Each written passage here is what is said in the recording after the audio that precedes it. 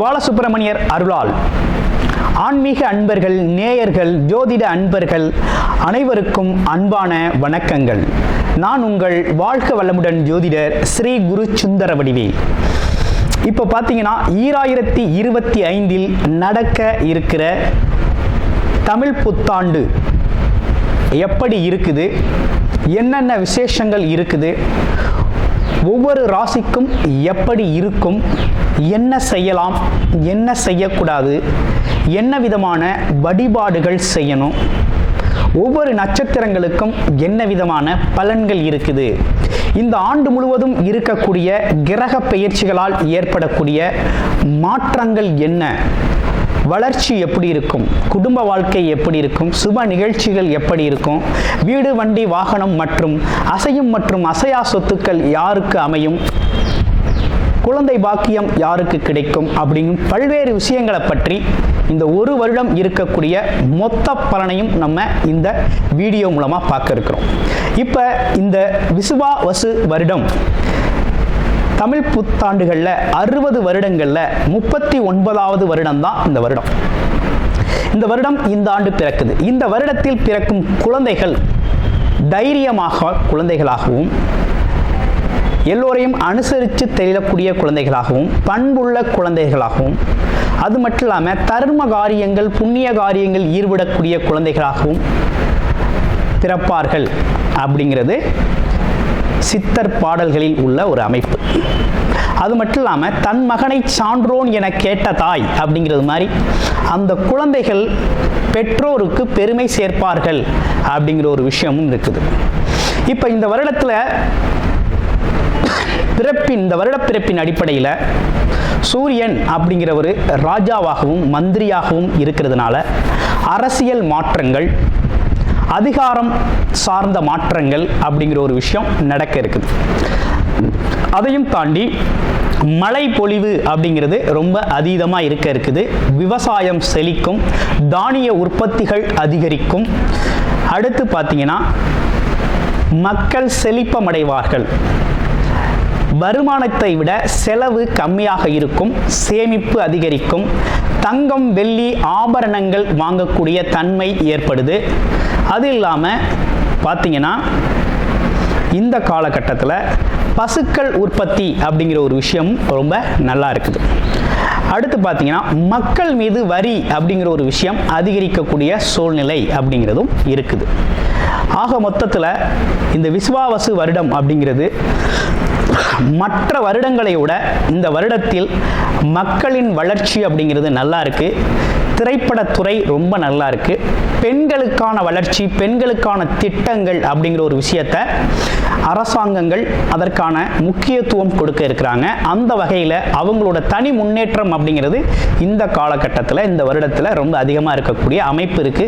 குறிப்பாக எல்லார் குடும்பங்களிலும் சுப நிகழ்ச்சிகள் நடக்கக்கூடிய ஒரு தன்மை, திருமண பாக்கியங்கள் கைகூடக்கூடிய ஒரு அமைப்பு, குழந்தை பாக்கியங்கள் கிடைக்கக்கூடிய அமைப்பு, கோவில் வழிபாடுகள், தர்ம காரியங்கள், புண்ணிய காரியங்களில் மக்கள் ஈடுபடக்கூடிய ஒரு தன்மை அப்படிங்கிறதெல்லாம் ரொம்ப மிக சிறப்பாக இருக்கக்கூடிய இந்த விசுவாவசு வருடத்தில் உங்கள் ராசிக்கு எப்படி இருக்கும் அப்படிங்கிறத இப்ப பார்ப்போம். நட்சத்திரம், சாஸ்திர ஞானமும் பல்வேறு விதமான கல்வி அறிவும் நிர்வாகத்திறனும் கொண்ட உங்களுக்கு இந்த விசுவாவசு வருடம் அப்படிங்கிறது பார்த்தீங்கன்னாக்க அரசியல் துறையில் இருக்கிறவங்களுக்கெல்லாம் பார்த்தீங்கன்னா நல்ல முன்னேற்றம் கிடைக்கக்கூடிய ஒரு காலகட்டம். பதவி உயர்வு சம்பந்தப்பட்ட விஷயங்கள் கிடைக்கும். பொதுஜன தொடர்புகள் அதிகரிக்கக்கூடிய காலகட்டம். திடீர் வாய்ப்புகள் நிறைய கிடைக்கக்கூடிய வாய்ப்புகளாக இருக்குது. அதே போல் நீண்ட நாள் ஆசைகள், கனவுகள் நிறைவேறக்கூடிய விஷயமாகவும் இருக்குது. நிறைய பேருக்கு இரண்டாவது திருமணத்திற்காக வெயிட் பண்ணுறவங்களுக்கெல்லாம் திருமண பாக்கியம் அப்படிங்கிற ஒரு விஷயம் சிறப்பாகவே கைகூடும். குழந்தை பாக்கியம் அப்படிங்கிற ஒரு விஷயம் கிடைக்கக்கூடிய ஒரு அமைப்பு அப்படிங்கிறது புது திருமண தம்பதிகளுக்கெல்லாம் குழந்தை பாக்கியம் அப்படிங்கிற ஒரு அமைப்பு அப்படிங்கிறது சிறப்பாகவே கிடைக்கக்கூடிய வருடமாக இந்த வருடம் அப்படிங்கிறது அமைஞ்சிருக்குது. அடுத்து பார்த்தீங்கன்னாக்க அரசு வேலை சம்பந்தப்பட்ட விஷயத்தில் போட்டித் தேர்வுகளில் வெற்றி பெறக்கூடிய ஒரு தன்மை அப்படிங்கிறதும் இருக்குது. இந்த காலகட்டத்தை பொறுத்த வகையில் பார்த்தீங்கன்னா வண்டி வாகன பயணங்களை தவிர்த்துக்கணும்.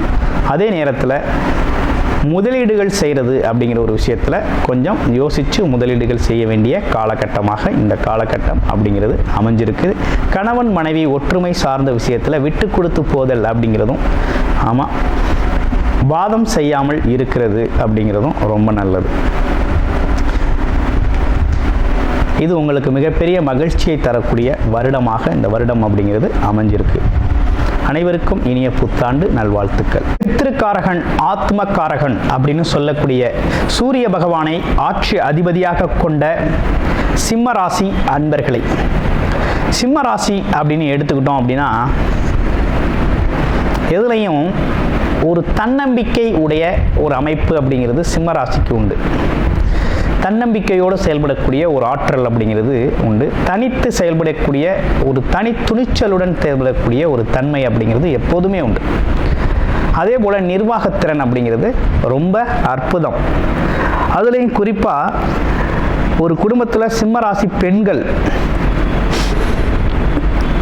அந்த வீட்டோட தலைவியாக இருந்தாங்க அப்படின்னா நிர்வாகம் ரொம்ப அற்புதமாக இருக்கும். ரொம்ப பக்காவாக நிர்வாகம் பண்ணுவாங்க. சரி, இப்போ எப்படி இருக்குது இந்த வருஷம் அப்படின்னு பார்க்கையில், இந்த வருடம் பார்த்தீங்கன்னா உங்களுடைய ராசிக்கு 10ஆம் இடத்துல இருந்த குரு பகவான் வருகின்ற மே மாதம் 14ஆம் தேதி, மே மாதம் 14ஆம் தேதி பார்த்தோம்னாக்க அவர் 11ஆம் இடம்னு சொல்லக்கூடிய லாபஸ்தானத்துக்கு பயிற்சி அடைகிறார். அதை தொடர்ந்து ராகு கேதுக்கள் பார்த்தீங்கன்னா மே 18ஆம் தேதி பார்த்தீங்கன்னா பயிற்சி அடைகிறாங்க. ராகு கேதுக்கள்லாம் எங்கே இருந்தாங்க அப்படின்னா உங்களுடைய ராசிக்கு 8ஆம் இடத்துல ராகு பகவானும் 2ஆம் இடத்துல கேதுவும் இருந்தவங்க இப்போ 7ஆம் இடத்துல ராகு, ராசியிலேயே கேது பகவான் வந்து அமர்றார். இப்படிப்பட்ட கிரக மாற்றங்கள். இதனை தொடர்ந்து சனி பகவான், இவ்வளவு நாளாக கண்டக சனியாக இருந்த சனி பகவான் இந்த வருடம் ஃபுல்லாகவே அஷ்டம சனியாக சஞ்சாரம் செய்யக்கூடிய ஒரு நிலை அப்படிங்கிறது உங்கள் ராசிக்கு ஏற்பட்டிருக்கு. இதெல்லாம் எப்படி இருக்க போகுது நம்மளுடைய ராசிக்கு இவ்வருடம் கோச்சார நிலை கிரகங்கள் என்ன விதமான பலனை தர இருக்குது அப்படின்னு பார்க்கையில், தடைப்பட்ட திருமணங்கள், நீண்ட நாள் தடைப்பட்ட திருமணங்கள் அனைத்துமே சிறப்பாக நடக்கும். அதுலேயும் குறிப்பாக திருமண ஒப்பந்தங்கள் ஆயிருச்சு அப்படின்னா நீண்ட நாள் தள்ளி போடாமல் விரைவாக திருமணத்தை முடிக்கணும். ஒன்று. அதுலேயும் திருமணமான உடனேயே சின்ன சின்ன கணவன் மனைவி சிறு சிறு பிரச்சனைகள் வர்றது அப்படிங்கிறது வரக்கூடிய அமைப்பும் உண்டு. பிறகு சமாதானம் அப்படிங்கிறதும் ஏற்பட்டுரும். அதனால் இதில் பெரியவங்க தலையிடுறது அப்படிங்கிறத கொஞ்சம் தலையிட்டு பெருசாக்காமல் பார்த்துக்கணும். அடுத்து இரண்டாவது விஷயம் என்னன்னு கேட்டிங்கன்னா, வேலை மற்றும் தொழில் துறைகளில் சிறு சிறு தடைகளும் தாமதங்களும் வந்து விலகும். ஆனால் வெற்றி பெறும், லாபம் வரும், வருமானம் வரும். உங்கள் கஷ்டத்திற்கான உழைப்புக்கான பலன் அப்படிங்கிறது கண்டிப்பாக உண்டு, உறுதியாக கிடைக்கும். ஏன்னா குரு பகவான் லாபஸ்தானத்தில் இந்த வருஷம் வந்து உங்களுக்கு அமர்ந்திருக்கிறார். அமர்ந்தவர் வந்து ரொம்ப அற்புதமாக உங்களோட அமைப்பு இருக்குது. அப்போ பணம் பொருள் பண வரவில் பிரச்சனை இல்லை, ரொம்ப நல்லா இருக்கு. வருமானம் வரும், பொருள் சேரும். விஷயம் எங்கே இருக்குன்னா, அஷ்டமச்சனி அப்படின்னு சொல்லக்கூடிய இடத்துல தான் இருக்குது. அஷ்டமச்சனி என்ன பண்ணுவார் அப்படின்னு பார்க்கையில், உங்களோட உடல் ஆரோக்கியத்தில் குறைபாடு ஏற்படுத்துவார். குறிப்பாக மனம் சார்ந்த விஷயத்தில் ஒரு தடுமாற்றத்தை ஏற்படுத்துவார். அடுத்து உடல் சார்ந்த ஆரோக்கியத்திலையும் கொஞ்சம் குறைபாடை ஏற்படுத்துவார். சின்ன பிரச்சனைனாலும் உங்களுடைய மருத்துவரை அணுகிருங்க, அது ரொம்ப நல்லது. அதே நேரத்தில் மனைவியோட உடல் ஆரோக்கியத்திலையும் கொஞ்சம் கவனம் எடுத்துக்கணும். என்ன காரணம்னா, 7ஆம் இடத்துல ராகு பகவான் வந்து அமர்றார். குரு பகவான் பார்க்கறதுனால, ஆனால் எவ்வளவு பிரச்சனையாக இருந்தாலும் குருவோட பார்வையில் அது சரியாயிடும். இருப்பினும் கவனம் அப்படிங்கிறது ஒரு விஷயம் தேவைப்படுது. அதே போல் பெண்களுக்கு அப்படின்னு எடுத்துக்கிட்டோம்னா, அடிவயிறு சம்பந்தப்பட்ட சின்ன சின்ன பிரச்சனைகள் வந்து போகக்கூடிய காலகட்டமாக இருக்குது. அதனால் உணவு பழக்க வழக்கத்தில் கொஞ்சம் கவனம் எடுக்குங்க. மாதவிடாய் காலத்தில் கொஞ்சம் கூடுதல் கவனம் அப்படிங்கிறது உங்களுக்கு தேவைப்படும். மிகுந்த அக்கறை அப்படிங்கிறது உடலுக்கு தேவை. சிம்ம ராசி அன்பர்களுக்கு அது ஆணாக இருந்தாலும் சரி, பெண்ணாக இருந்தாலும் சரி தேவை.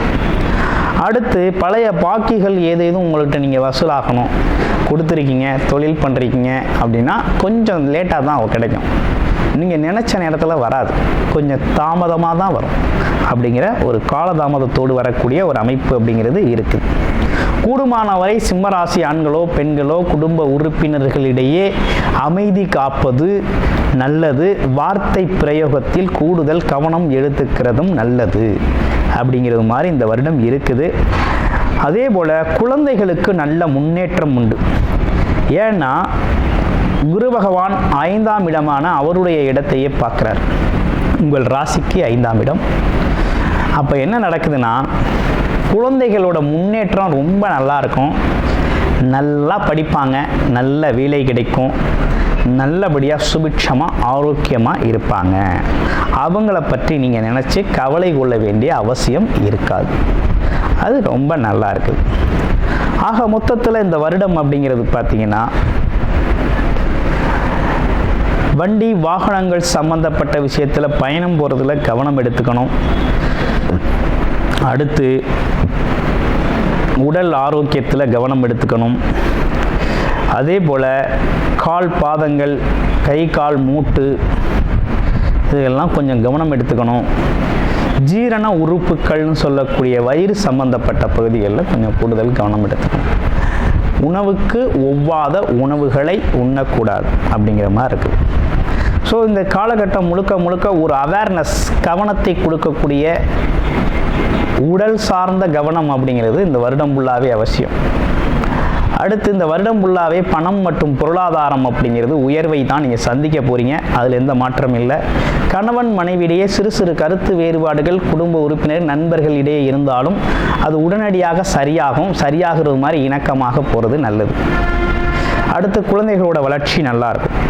ஸோ கிட்டத்தட்ட இதுதான் உங்களுக்கானது. தொழில் வேலை வளர்ச்சிகள் அப்படிங்கிறது கொஞ்சம் தாமதமானாலும் நீங்கள் நினைத்தவாறு நல்லபடியாக நடக்கும். கொஞ்சம் தாமதத்தோடு நடக்கும். அதாவது இந்த வாரம் நினச்சிருந்தீங்கன்னா அடுத்த வாரம் நடக்கும் அப்படிங்கிற மாதிரி கொஞ்சம் லேட் ஆகும். மற்றபடி வேற ஒன்றும் இல்லை. உங்களுடைய பிறப்பு ஜாதகம் எப்படி இருக்குது, ஜாதக அடிப்படையில் என்ன தசாபுத்தி அமைப்புகள் நடக்குது அப்படிங்கிறத பார்த்துக்கிட்டு பலனெடுங்க. ரொம்ப சூப்பராக அற்புதமாக இருக்கக்கூடிய ஒரு அற்புதமான வருடமாக இந்த வருடம் அப்படிங்கிறது அமைஞ்சிருக்கு. கூடுமான வரையும் அஷ்டமச்சனி காலம் வர்றதுனால மாதம் வெற்றிலை மாலை ஆஞ்சநேயருக்கு சனிக்கிழமைகளில் வெற்றிலை மாலை சாற்றி வழிபாடு செஞ்சுக்கிட்டு வாங்க. மாதம் வாரம் ஆஞ்சநேயருக்கு நெய் விளக்கேற்றி வழிபாடு செஞ்சுக்கிட்டு வாங்க சனிக்கிழமைகள். இது உங்களோட தொழில் வளர்ச்சியையும் உடல் ஆரோக்கியத்தையும் உறவு நிலைகளில் இருக்கக்கூடிய மனஸ்தாபங்களையும் போக்கக்கூடிய வகையில் ரொம்ப அற்புதமாக இருக்கும். ரொம்ப சிறப்பை தரும். அனைவருக்கும் இனிய தமிழ் புத்தாண்டு நல்வாழ்த்துக்கள். கூடுதல் தகவலாக நேயர்களின் விருப்பத்திற்கிணங்க நமது ஸ்ரீ பாலசுப்பிரமணியர் ஆலயத்தில் அனைத்து விதமான சகல விதமான தோஷங்களும் நிவர்த்தி அடைய பரிகார பூஜைகள் தொடர்ச்சியாக நடக்க இருக்குது.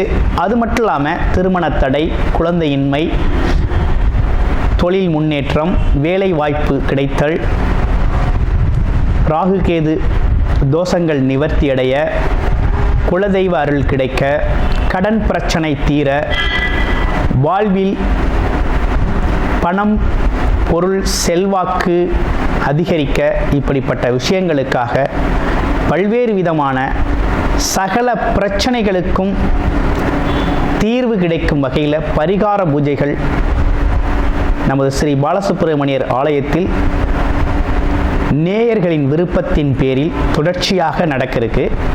உங்களுக்கு விருப்பம் இருக்கும் பட்சத்தில் டிஸ்பிளேல தர நம்பருக்கு கால் பண்ணி உங்களுக்கான பரிகார பூஜைகளை ஸ்ரீ பாலசுப்பிரமணியர் ஆலயத்தில் செய்து கொள்ளலாம்.